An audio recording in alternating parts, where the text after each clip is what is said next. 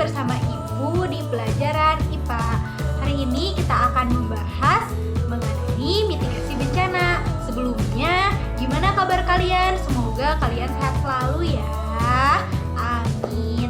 Sebelum memulai pembelajaran hari ini, kita membaca basmalah bersama-sama. Bismillahirrahmanirrahim. Pertemuan kali ini kita akan membahas mengenai mitigasi bencana. Menurut Undang-Undang Nomor 24 Tahun 2007 mengatakan bahwa mitigasi bencana adalah serangkaian upaya untuk mengurangi resiko bencana, baik melalui pembangunan fisik maupun penyadaran dan peningkatan kemampuan menghadapi ancaman bencana. Jenis mitigasi bencana itu ada dua, yaitu yang pertama, mitigasi struktural. Mitigasi struktural itu apa? Mitigasi struktural itu mitigasi yang merupakan upaya untuk meminimalkan bencana yang dilakukan melalui pembangunan berbagai sarana fisik dan menggunakan pendekatan teknologi. Jadi kalau struktural itu dengan membangun sarana prasarana, misalnya di daerah Anyer kemarin sebelum terjadinya tsunami, sebenarnya di sana sudah ada bangunan yang anti gempa di sana buat evakuasi gempa sebenarnya. Cuman kemarin belum selesai proses pembangunannya gitu. Jadi struktural itu dengan penanganannya dengan apa? Dengan membangun sarana prasarana anti bencana tersebut. Misalnya ada bangunan anti gempa atau membuat jalur evakuasi tsunami seperti itu ya.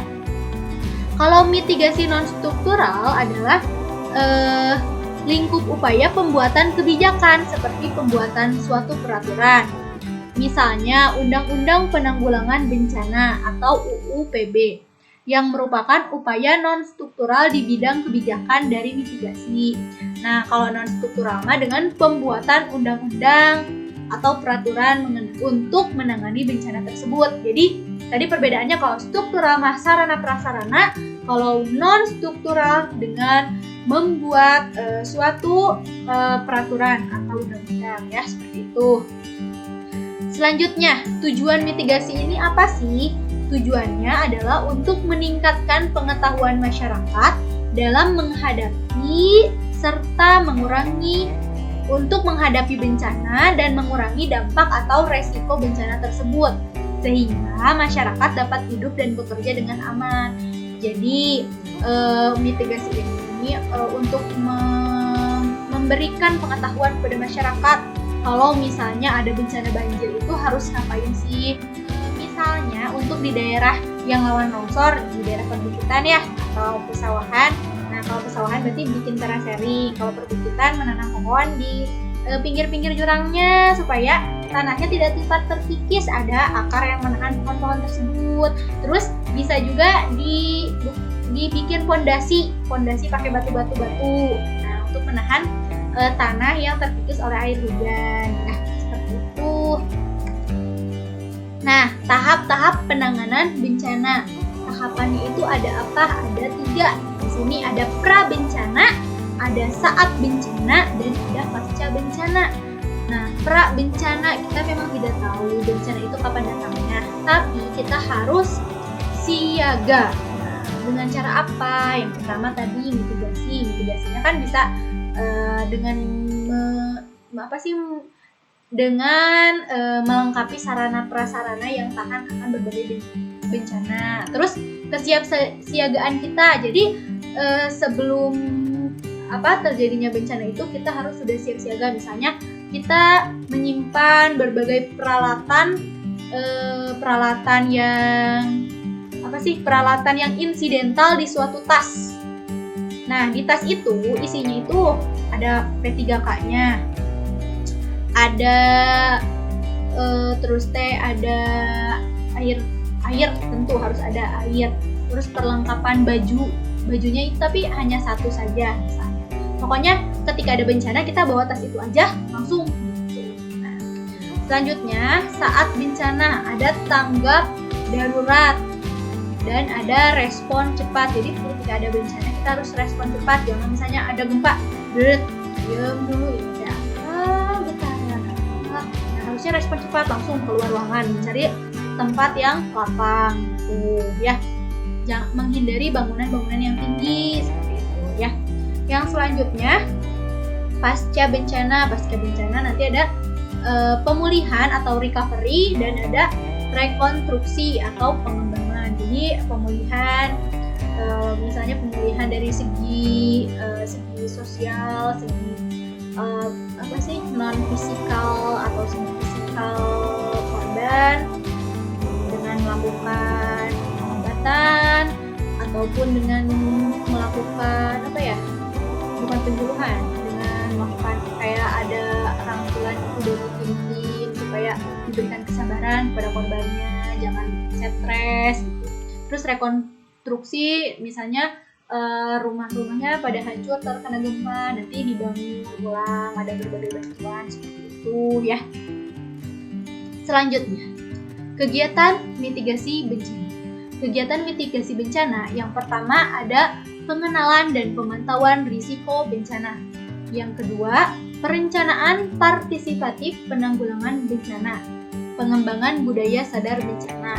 Yang ketiga, penerapan upaya fisik, non-fisik, dan pengaturan penanggulangan bencana. Yang keempat, identifikasi dan pengenalan terhadap sumber daya atau ancaman bencana. Yang kelima, pemantauan terhadap pengelolaan sumber daya alam. Yang keenam, pemantauan terhadap penggunaan teknologi tinggi. Yang ketujuh, pengawasan terhadap pelaksanaan tata ruang dan pengelolaan lingkungan hidup.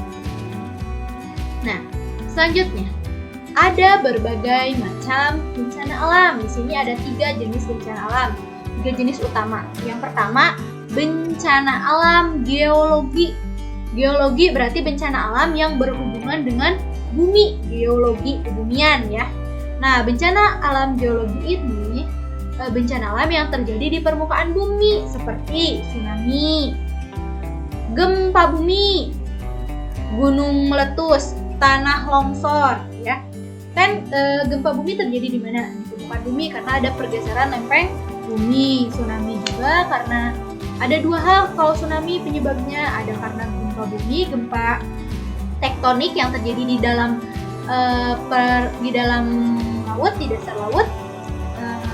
Terus ada juga tsunami karena adanya benda luar yang jatuh ke laut. Misalnya meteor jatuh ke laut, kan langsung airnya melebar, terjadi gelombang tinggi karena ada benda yang sangat besar jatuh ya.